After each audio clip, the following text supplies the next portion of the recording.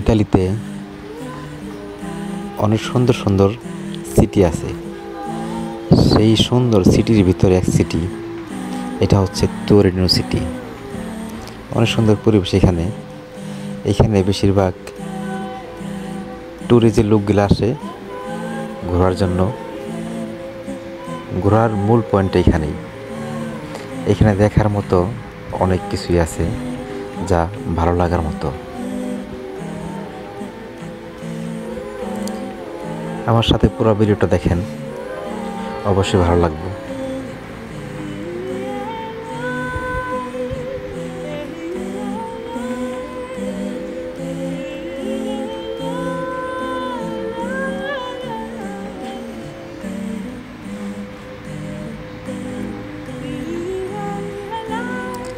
এদেরকে যাদের দেখছেন এরা সবাই ট্যুরের লোক, সবাই ট্যুরিস্টে আসছে বেড়ানোর জন্য দেশে। সবাই না, কিছু আছে এদেশেরই।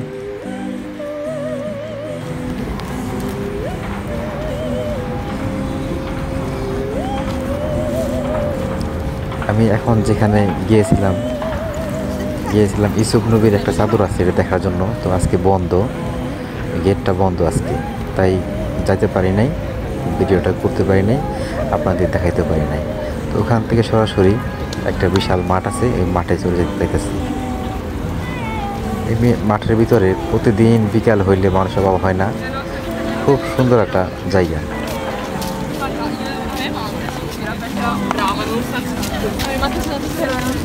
এরা সবাই টুরিস্টের লোক, ঘোরার জন্য আসছে, দেখার জন্য আসছে।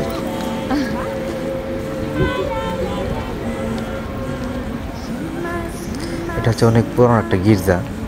এই গির্জার ভিতরে মানে অনেক পুরানো, আমি এটার ভিতরে গিয়েছিলাম।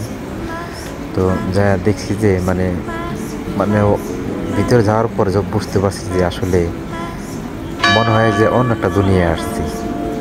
বিশাল অবস্থায় গির্জাটার ভিতরে, যদি এখানে কখনো আসেন ঘুরতে দেখে যাবেন।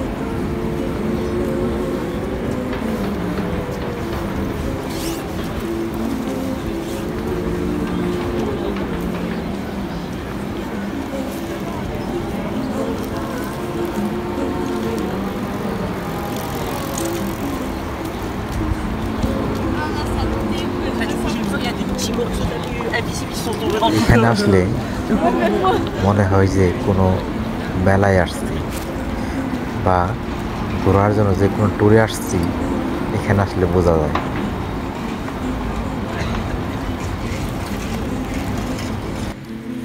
অবশ্যই পুরো ভিডিওটা দেখবেন, ভালো লাগবে অবশ্যই। যখন রাস্তা পারাপার হবেন অবশ্যই এরকম এই সাদা চিহ্ন যে আছে এগুলো দেখে পারাপার হবেন।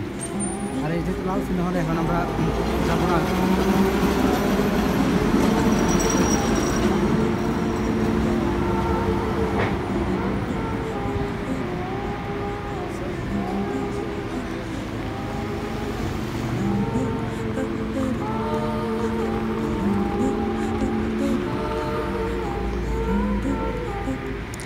অনেক সুন্দর একটা জায়গা।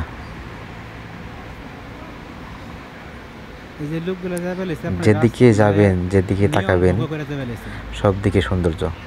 এখানে দেখেন এই লোকগুলা পার হইতেছে রেড চিহ্ন, তারপরও লাল দেখাও পার হয়ে ফেলেছে। এখন যদি কোনো গাড়ি এসে গেট করে মেরা দেয় তো অন্যায়, এই লোকগুলোর অন্যায়। ভুল, আইন কারণ মেনে চলা উচিত। এখন সবুজ চিহ্ন, এখন যাওয়া যায়। তবে ভালো মন্দ নিজের কাছে নিজের বুঝতে হইব, নিজে ভালো জগৎ ভালো। যদি ভিডিওটা ভালো লেগে থাকে অবশ্যই লাইক শেয়ার করবেন। ভালো থাকবেন। আজ পর্যন্ত, আল্লাহ হাফেজ।